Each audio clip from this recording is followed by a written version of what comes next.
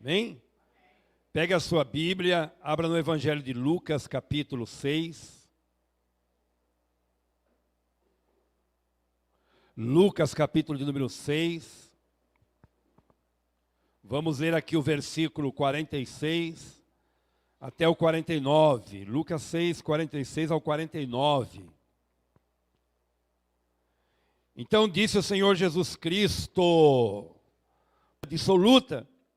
É claro, irmãos, que não é todos, né? Mas vocês sabem o que o pastor está dizendo. E eu digo com o meu coração, assim, doído. Porque eu, como pastor, eu convivo com famílias. E eu sei o que eu estou dizendo, né? Eu sei muito bem o que eu estou dizendo. Tem filhos hoje que não conversam com o pai. Não conversa com a mãe. Tem ódio do pai, tem ódio da mãe. Por coisas que a vida marcou. Pela história da família. Quando não deveria. As coisas deveriam ser separadas. Então, o que Jesus está dizendo é exatamente isto. Um povo que me louva, que se reporta a mim, mas da boca para fora. Porque no dia a dia, esse povo não me obedece. Irmãos, é tão bom louvar o Senhor, não é? Olha aqui, há pouco nós estávamos aqui louvando. Que delícia, né? Louvando a Deus. Nós cantando, expressando a Deus a nossa gratidão. Nosso louvor, a nossa adoração por tudo que Deus é, por tudo que Ele representa. A alegria de adorar a Deus. Como é bom louvar a Deus, não é verdade? É muito bom a gente cantar, é muito bom a gente derramar o nosso coração, sabe? Deus está vendo tudo isso. E Deus sabe da interesse do coração de cada um. Então, não é sobre isso que eu estou dizendo. Porque isso é importante e é bom, e nós fazemos periodicamente no nosso dia a dia, louvamos e adoramos o Senhor. E Deus se agrada com o nosso louvor. Mas Jesus está tocando em algo mais profundo. Jesus está tocando em algo que as pessoas fazem de maneira decorada em dias decorados. E isso não vale nada, não tem valor nenhum. Me engana que eu gosto, né? Como dizem aí lá fora, Alex. Né? Por quê? Porque é uma coisa que é só periodicamente. Só em datas comemorativas, quando nós devemos amar o pai e a mãe todos os dias, amar o pai e a mãe todos os dias, com a obediência, porque Jesus fala de obediência.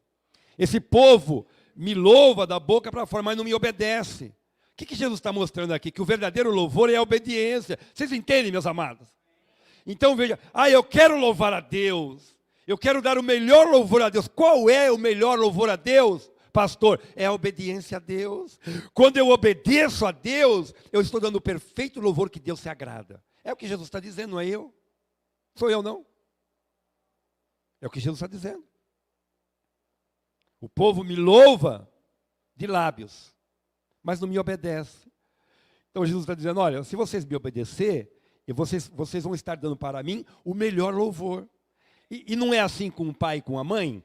Quando os filhos obedecem o pai e a mãe durante o ano, e é uma bênção na vida do pai e da mãe, o pai e a mãe não quer presente no dia dos pais e no dia das mães. Ninguém quer presente. Presente não significa nada.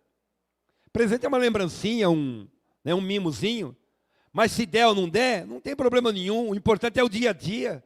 O que um pai quer, o que uma mãe quer, é ter esse filho de fato do seu lado, amando, obedecendo, porque tudo que um pai quer é que um filho obedeça, que uma mãe quer que um filho obedeça. E essa é a função do filho, obedecer o pai e a mãe. Essa é a função. Né? E o que a gente vê hoje? Olha para o mundo. Olha para a sua família, não precisa ir muito longe não. Olha para a sua parentela, você vai achar tanta coisa dentro desse contexto que Jesus está falando. E eu podia usar aqui outras datas comemorativas do ano, que é uma vergonha dentro desse contexto. Tudo da boca para fora. Tudo fantasia, tudo hipocrisia. Fantástico. Mas eu peguei aqui a data do Dia dos Pais e o Dia das Mães para extrair para nós, para esclarecer estas coisas que Jesus está ensinando nesse texto tão rico. Por que vocês me chamam Senhor, Senhor, e não fazeis o que eu vos mando? Né? Não fazem o que eu vos mando. O Senhor quer obediência. Não adianta a pessoa, num dia de uma celebração, em um dia comemorativo, a pessoa ir lá e se doar, se entregar e dar presente, sendo que durante o ano não está nem aí com nada. Não se lembra um tiquito. Não tem prazer de dar bom dia, não tem prazer de dar bênção para o pai, bênção para a mãe. Você não vê mais hoje filho pedindo bênção para o pai e para a mãe? Não vê. Meu pai, quando morreu, eu tinha 44 anos, eu ainda dava bênção para ele, pedia bênção para ele, com 44 anos, para minha mãe. Né? Hoje você não vê mais isso. Está acabando. As netaiadas, tudo. Se você não ficar cobrando, está assim. São raras as famílias que os filhos pedem a bênção para o pai. E os pais deveriam ensinar que isso é importante, porque quando um filho pede a bênção, está pedindo para ser abençoado. E um pai ou uma mãe tem bênção para dar. Um tio, um avô, uma avó, não é verdade? É ou não é, irmãos? Então Jesus está nos chamando a que nós prestemos atenção como nós estamos vivendo, irmãos. Preste atenção. Como é que você está louvando o Senhor na hora do louvor? Você está louvando de fato ou está pensando lá no carro, pensando na faculdade, pensando no namorado, pensando na namorada, pensando no dinheiro que vai ganhar? Como é que está o nosso louvor? Será que quando nós estamos na casa do Senhor, louvando, estamos realmente ligados, estamos realmente entregando tudo para Deus, nosso coração voltado para Ele? Deus quer isso de nós. A gente precisa treinar isso, a gente precisa se policiar. Vamos se policiar, irmãos, vamos dar o melhor para o Senhor. Nós estamos fazendo com interesse, estamos procurando fazer o nosso melhor, mas podemos melhorar mais ainda. Diante de uma palavra desta, nós temos e precisamos melhorar muito. Irmãos, Samuel é um exemplo. Deus usou a boca de Samuel e ele exortou Saul pelo ocorrido lá em Gilgal. Veja, o povo ofereceu sacrifício de louvor a Deus com os despojos que eles tinham pego. As ovelhas, os bois dos amalequitas. Veja o que o Senhor disse. Veja comigo lá em Samuel. 1 Samuel 15, 22. Olha o que diz a Escritura, irmãos.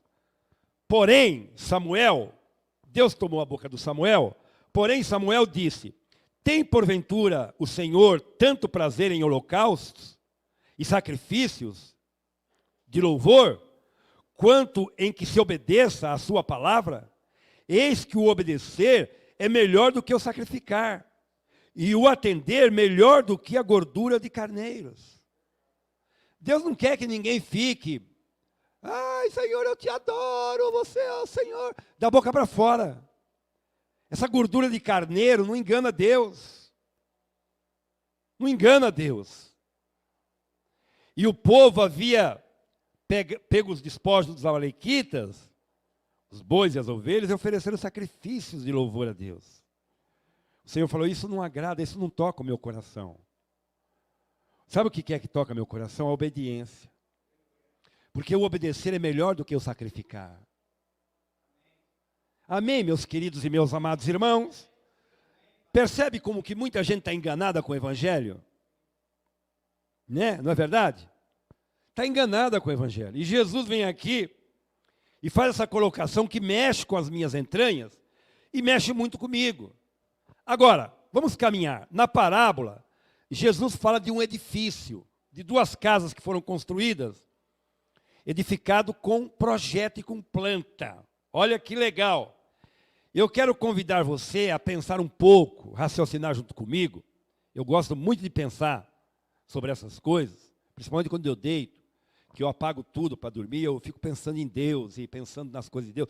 E essas noites eu tenho pensado sobre isso. Eu apago as luzes e fico pensando em um canteiro de obra. Canteiro de obra é que nem aqui na esquina está construindo um prédio, ali é um canteiro de obras. E eu fico pensando em um canteiro de obras, diante desse texto. E aí eu vejo Deus com um capacete de mestre de obras. Eu vejo Deus com uma prancheta na mão. Na prancheta tem uma planta, um projeto. Deus é o mestre de obras. E eu vejo Deus andando nesse canteiro de obras, onde tem muitos materiais. Tem, logo de cara, muito ferro, que é o que usa no fundamento de uma obra. Areia, pedra, é o que mais você vê em um canteiro de obra no início da obra. Madeira, bastante pedra, bastante areia, cimento e ferro. Então meus olhos começam a ver essas coisas. E eu estou lá deitado pensando naquilo que Jesus falou das duas casas. Os dois edifícios construídos. Um de qualquer jeito e o outro bem fundamentado.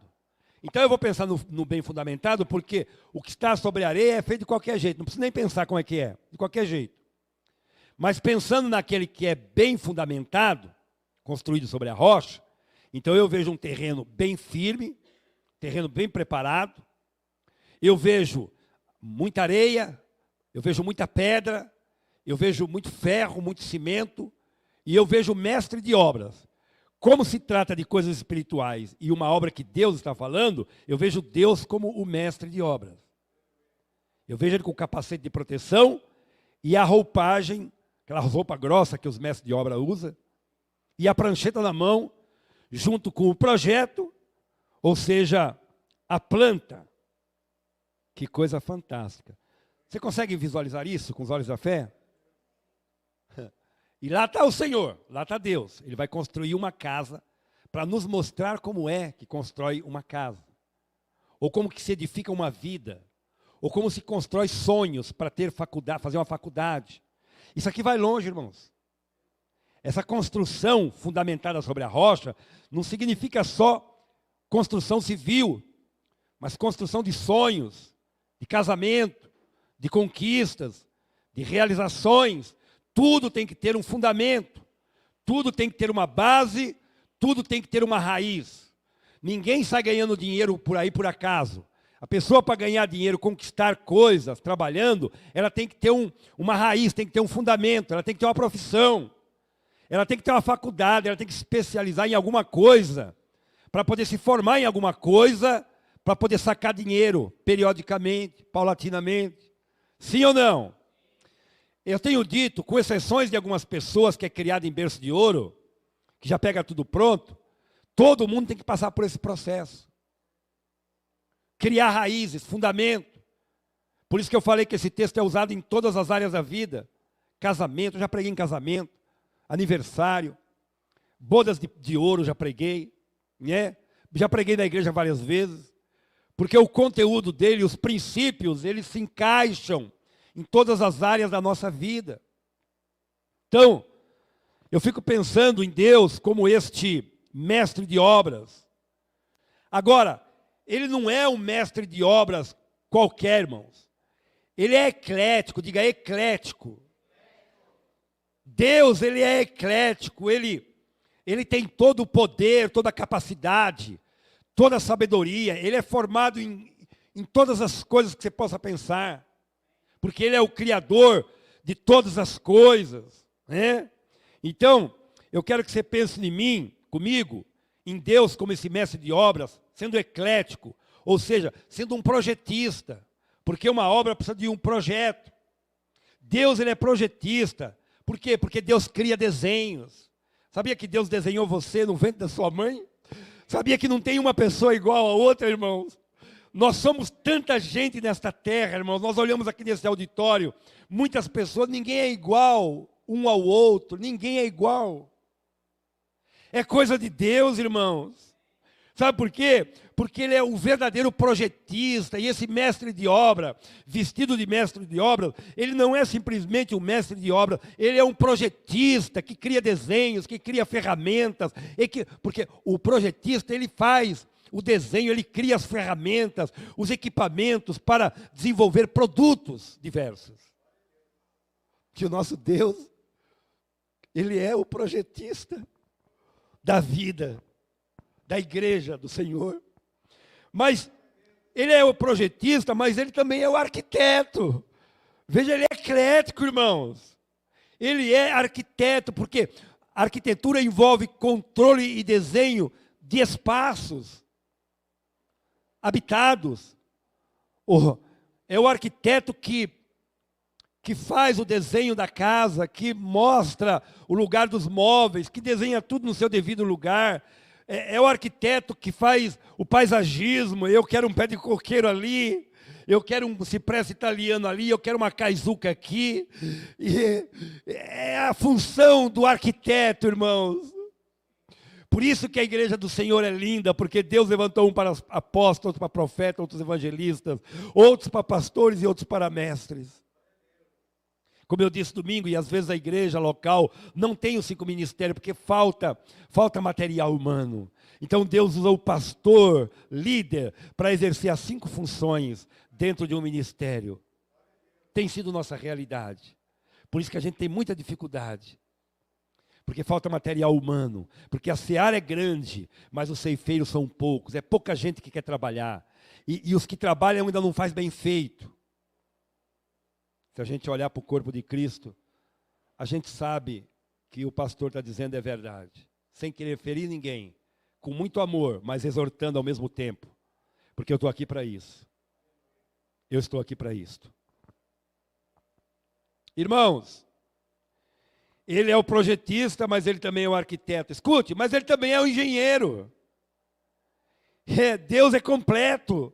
Deus não é nada pela metade. Por isso que tudo que Deus faz, ele não faz pela metade.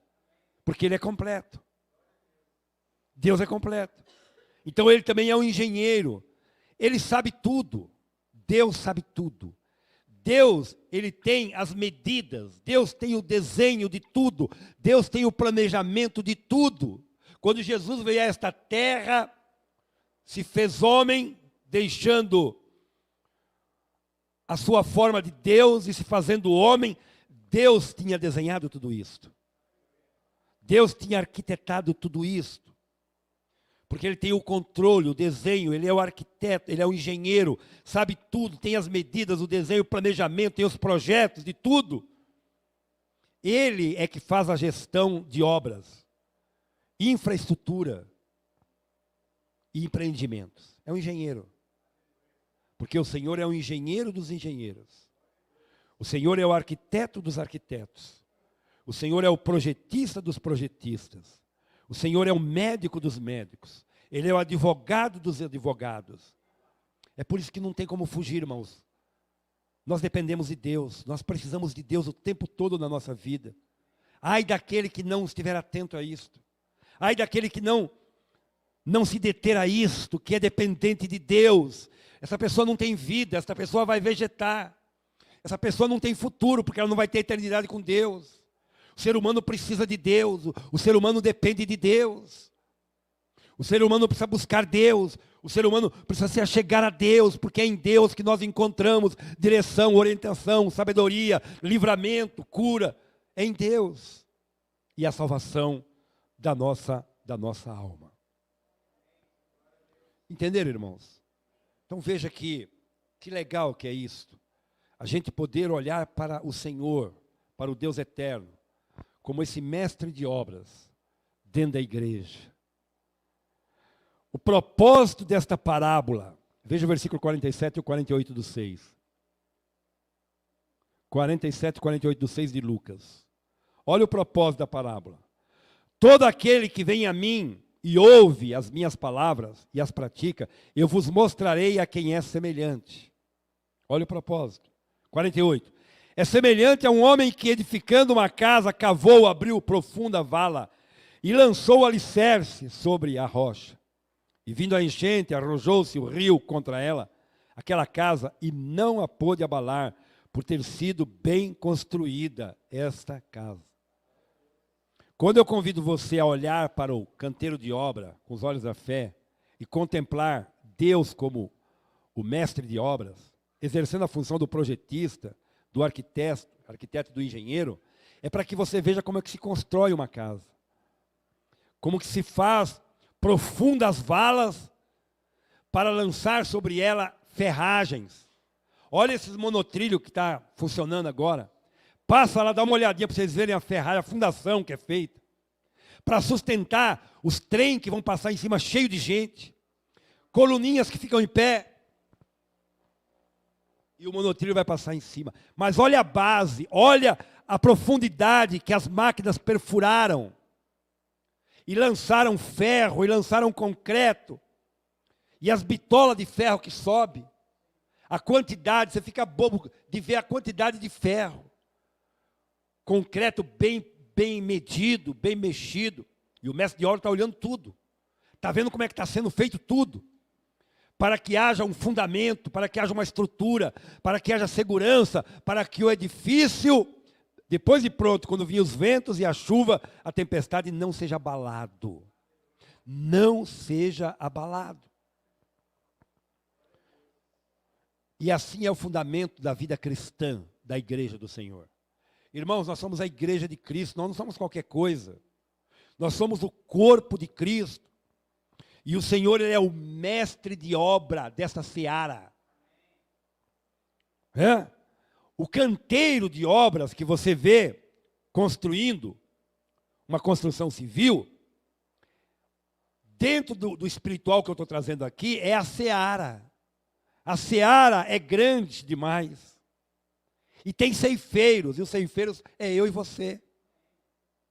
Eu e você.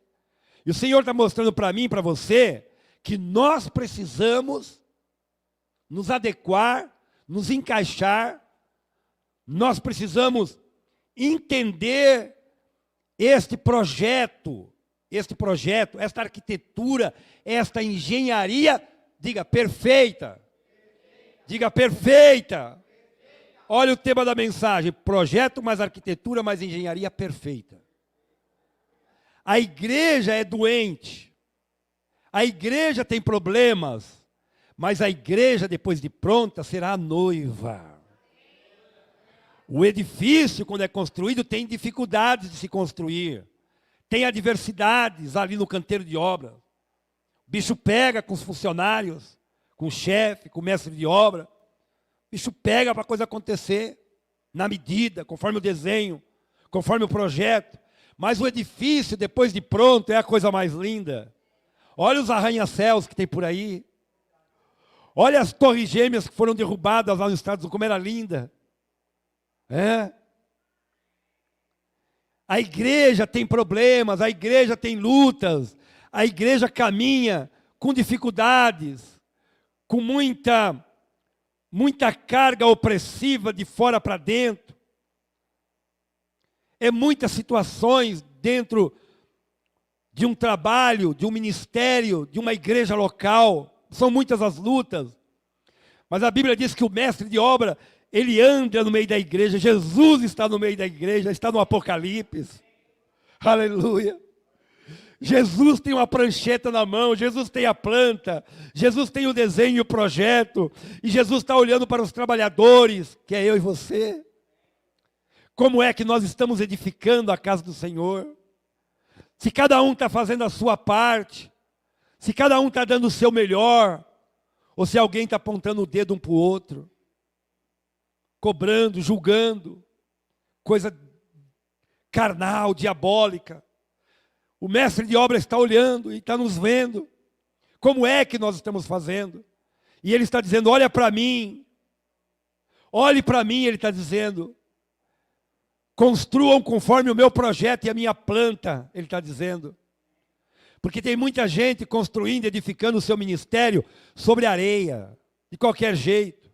Relaxadamente é a palavra. E aí qualquer ventinho larga. E aí qualquer situaçãozinha para. E aí qualquer coisinha torce o nariz. Porque não está na planta, não está no projeto, não está no desenho. Está sobre areia. Então, irmãos, eu e você precisamos edificar a nossa vida ministerial, familiar, social, relacional, profissional. O texto cabe para todas as áreas da nossa vida. Quanta gente que não tem sucesso na vida profissional, familiar, social, porque está construindo uma vida na areia, de qualquer jeito, não tem obediência, não tem prática de princípios, não reverte valores, não implanta os verdadeiros valores em cada área da sua vida, não é disciplinada. Não vai dar certo. Não pode dar certo. Pode dar certo por um tempo. Não afirma nunca, não tem harmonia. Não é eu que estou dizendo, é a palavra.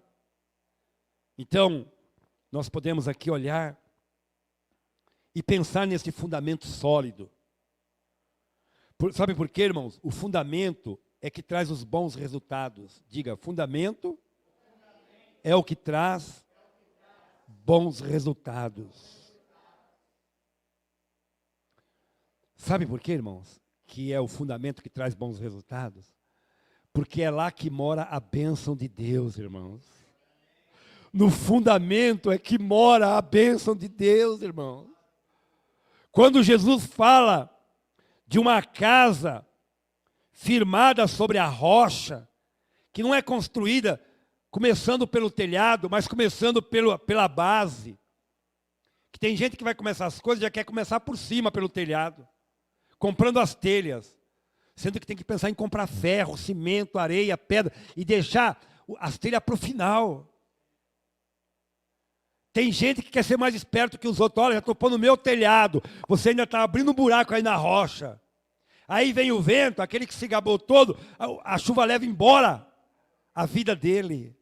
E aquele que construiu firme, que se manteve, que foi fiel, que obedeceu, que pagou o preço junto, que chorou com o pastor, que ficou do lado do pastor, que amou o seu pastor. Hoje é dia do pastor? É dia do pastor hoje? É dia do pastor hoje. Eu não recebi um parabéns. E não orou com o pastor. Aliás, teve uma irmãzinha da velha guarda que me mandou uma mensagem essa semana. Pastor, lembra? Hoje é dia do pastor, dia 8, né? Hoje já é dia, o quê? 11. Puxa, eu recebi tanto parabéns, tanta mensagem no WhatsApp. Pastor, esse é o dia, pastor. Ai. Deus é bom, né, irmãos? Eu não tenho o que reclamar, não. Sabe? Mas são estes. Pagar o preço. Esse é um culto de aprendizado, um culto para quem quer crescer. Um culto para quem quer obedecer a Deus. Esse é um culto para quem ama o Senhor. Esse é um culto para quem ama a palavra de Deus, para quem tem temor, tem reverência. Esse culto não é para gente hipócrita, para gente carnal, que não quer saber de Deus, que não quer acertar a vida. Esse culto é um culto para gente que quer mudança na sua vida. Esse culto é um culto para pessoas que amam Jesus. Que ama Jesus. Por isso eu usei o exemplo das datas comemorativas, Dia das Mães e Dia dos Pais. Fundamento, irmãos. Fundamento sólido traz bons resultados. Fundamento sólido é onde mora a bênção. Diga, fundamento sólido é onde mora a bênção. Diga, é a raiz da bênção. Sabe por quê? Porque Deus está lá. Deus não está em coisa xoxa.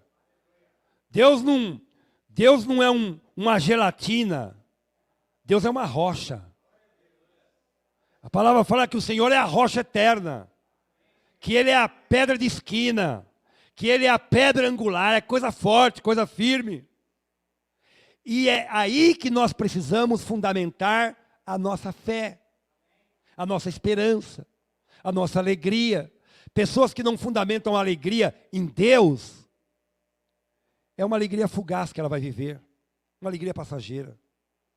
E aí, meus amados irmãos, a gente iria falar sobre tantas coisas aqui, sobre esse fundamento sólido, né? É onde mora a bênção, onde está a raiz da vitória, sabe? Irmãos, falando em fundamento, hoje eu vejo algumas conquistas impossíveis na minha vida. Hoje, com a idade que eu estou, eu começo a olhar a minha vida e eu vejo algumas conquistas na minha realidade, como família. Sabe por quê, irmãos? Por conta da base familiar. Fundamento familiar. Invista na tua família. Invista na base da tua criança. Porque é o futuro da tua família. Sabe, eu fico vendo essas coisas. Sabe o que Deus fala para mim? Edson, lembra quando os seus amigos chamavam você para ir para as festinhas, para os bailinhos? Lembra quando você ia trabalhar de feriado, às vezes, de domingo, porque trabalhava numa oficina? Estava aprendendo uma profissão, e seus amigos te chamavam, te cercavam, e você passava direto. Às vezes cortava o quarteirão para ir para o trabalho, para aprender a trabalhar, para ganhar uma hora extra, para ter um pouco mais de dinheiro. Lembra, Edson? Lembro, Senhor. Está aí, Edson, é o fundamento. Hoje você é abençoado, Edson. Hoje você olha a tua família e você vê resultados, Edson. Porque você andava com pessoas idôneas. Eu me lembro da minha infância. Eu andava com pessoas idôneas. Eu gostava de estar com pessoas idosas, porque com idoso você aprende. Eu andava com muito idoso e eu via eles. E prestava atenção no jeito deles, nos cacuetes, tudo que era bom eu extraía para mim. Falando de pai, falando de mãe, falando de professor, falando de autoridade, falando de pessoas que eu trabalhei. O Senhor falou, lembra, Edson? Você lembra, Senhor? Então está aí o resultado, Edson. Fundamento, irmãos. Fundamento, isso parece que não é nada, mas é muito importante.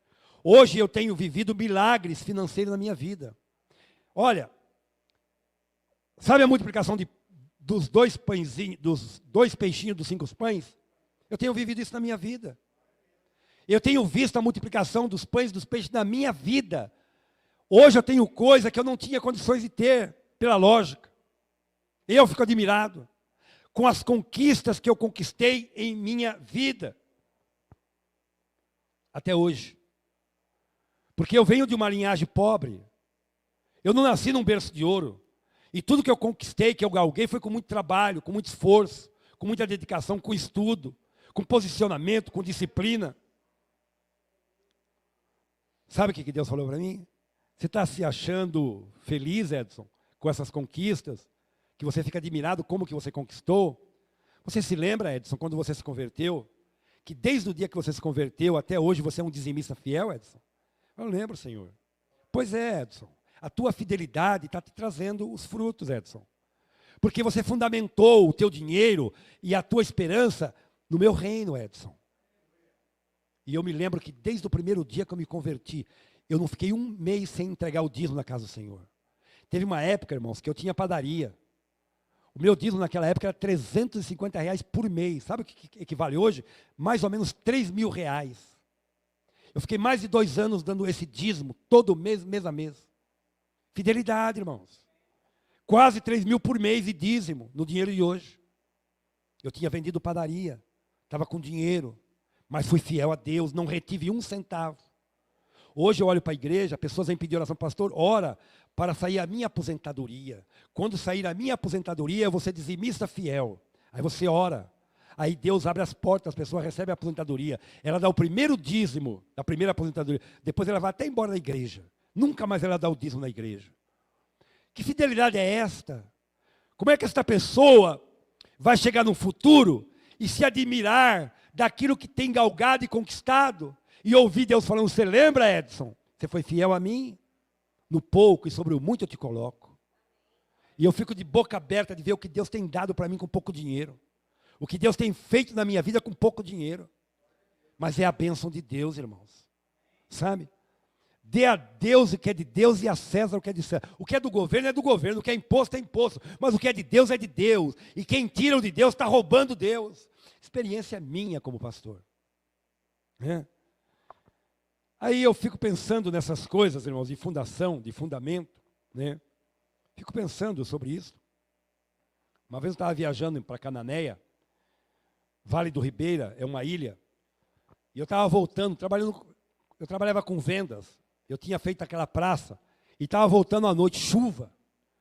Escuridão, buraco na pista, lama, rua de terra. Sem energia, acabou minha gasolina. Acabou a gasolina. Eu parei, eu falei, agora eu vou ter que dormir aqui nessa lama. Frio, chuva dentro do carro, sem gasolina. Irmãos, do nada parou um carro. Desceu um homem. Qual é o teu problema? Eu falei, acabou a minha gasolina. Eu não dei sinal, não. Falou, vem aqui. Abriu o porta-mala, tinha um bujão de gasolina de 20 litros. 20 litros! Ele falou, abre o teu tanque lá. Ele despejou os 20 litros de gasolina no meu tanque do meu carro. Do meu carro! Eu falei, o que é isso, Senhor? Ele falou, você se lembra, Edson, do fundamento? Você sempre se preocupou com as pessoas, Edson. Você sempre orou pelas pessoas. Você é uma pessoa que ia visitar as famílias, orar em hospitais. Você se lembra, Edson, que você dava a sua blusa, roupa, você sempre ajudou as pessoas? Então, olha como é importante, Edson, fundamentar a vida no verdadeiro fundamento. Você fez, você tem feito, você vai receber. Porque aquele que veste quem tem frio, mata a sede de quem tem sede, e mata a fome de quem tem fome, nunca vai faltar o pão na sua mesa. Sabe, irmãos? Lembra, Edson? Você se preocupou, você ajudou, você orou, você atendeu. Fundamento. Irmãos, 3 vezes eu fui assaltado. Quando era jovem, que namorava, fui assaltado com a namorada uma vez, namorando numa quebradinha, que jovem tem muito disso, né? Parar numa quebradinha. Nessa época eu nem era convertido. Mas tinha temor a Deus já. Minha mãe me levava para a igreja. Depois eu fui assaltado quando tinha as padarias, assalto cinematográfico. 4 horas da manhã me pegaram na porta da minha casa, levaram meu carro, levaram tudo da minha casa. Os camaradas fortemente armados. E fui assaltado na estrada, há pouco tempo. Levaram meu carro, levaram tudo. Fiquei na rua com a Creuza, com meu netinho. Experiências que eu passei na minha vida. Assalto cinematográfico na estrada. 8 bandidos com 3 carros, fortemente armados, nos cercaram e levaram meu carro neste dia. Irmãos, eu já passei por roubar uma vez um Fusca bonito que eu tinha, levaram embora, até hoje nunca mais achei. Golpes na internet, já recebi golpes na internet 2 vezes. Se eu contar, você dá risada, mas já recebi 2 golpes na internet. Passei por uma cirurgia delicada em 2010. Diagnóstico médico insatisfatório, já tive alguns, vários. Caso na justiça difícil, tive um. Caso dificílimo na justiça, quando era jovem. Aí Deus tem dito ao meu coração, Edson, valeu a pena, está valendo a pena estar e obedecer e confiar em mim? Sabe por que Deus me perguntou isso? Porque em todas essas coisas que eu passei, Deus me livrou. Alguma delas não me livrou de eu ter passado, mas Ele esteve comigo no problema. Como com Daniel na cova dos leões. Como os 3 jovens na fornalha de fogo. Às vezes a gente vai passar pelo problema, mas uma coisa é Deus estar conosco e não estar conosco. E se nós estivermos com a vida fundamentada em Deus, Ele vai tomar a frente do nosso problema, da nossa luta, da nossa adversidade. Deus, Ele me livrou, Deus, Ele me guardou, Deus, Ele me sustentou quando teve que sustentar, Deus me protegeu quando teve que proteger, nos assaltos que eu tive, mão armada, armas pesadas, vários bandidos, uma bala não foi disparada, uma coronhada não foi dada. O Senhor me protegeu. O Senhor trouxe equilíbrio quando teve que trazer equilíbrio. O Senhor trouxe harmonia quando teve que trazer harmonia naquilo que estava em desarmonia. Em todas essas situações, o Senhor cuidou de mim. Vale a pena ou não vale a pena fundamentar a vida em Deus? Fundamente a sua vida em Deus. Você vai ver a diferença. Hoje, com a experiência que eu tenho com Deus, eu sei o quanto vale a pena servir a Deus. Ser do Senhor. Escolher Deus. Permitir que Ele seja o Senhor da vida. Se disciplinar e viver em obediência à sua palavra e ao seu reino, porque é assim que a gente tem os bons resultados. Não é da boca para fora.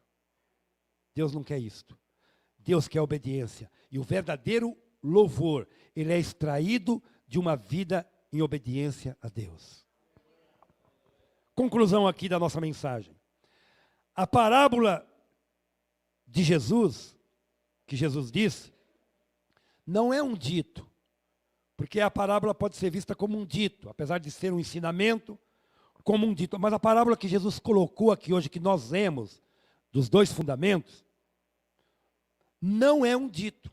Não é um dito. É uma realidade, ou seja, é uma engenharia perfeita. Diga, é uma engenharia perfeita. Veja o Evangelho de João 14, do versículo 1 ao 3. Olha o que Jesus disse, irmãos. Não se turbe o vosso coração, meus queridos. Credes em Deus, no meu Pai, e credes também em mim, disse Jesus. Olha o versículo 2. Na casa do meu Pai, escute, na casa do meu Pai, há muitas... Isso aqui parece um texto comum, né? Mas olha como ele fica rico dentro desse propósito. Olha como esse texto cresce. Olha como ele dá um zoom. Na casa de meu Pai há muitas moradas. Aí eu vou acrescentar aqui, porque o meu Pai é mestre de obras. Porque o meu Pai, Ele vive no canteiro de obra, porque meu pai é engenheiro. Meu pai é arquiteto. Meu pai é projetista. Ei, não se turbe o vosso coração. Na casa do meu pai há muitas moradas. Se assim não for, eu não vou teria dito, pois eu vou vos preparar lugar. E quando eu for e vos preparar lugar, voltarei e vos recebereis para mim mesmo, para que onde eu estou estejais vós também. Há um edifício, irmãos, há um edifício que Deus construiu, que é o seu reino, que é a vida eterna. E neste edifício há uma morada pronta,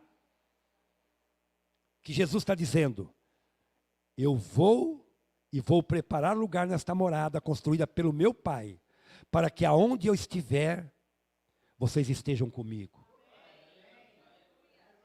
Vale a pena você prestar atenção na mensagem ou não? Vale a pena você dar o seu tudo numa mensagem como esta ou não? Não sei. 11h30, encerramos o culto. Não é do muito falar, não.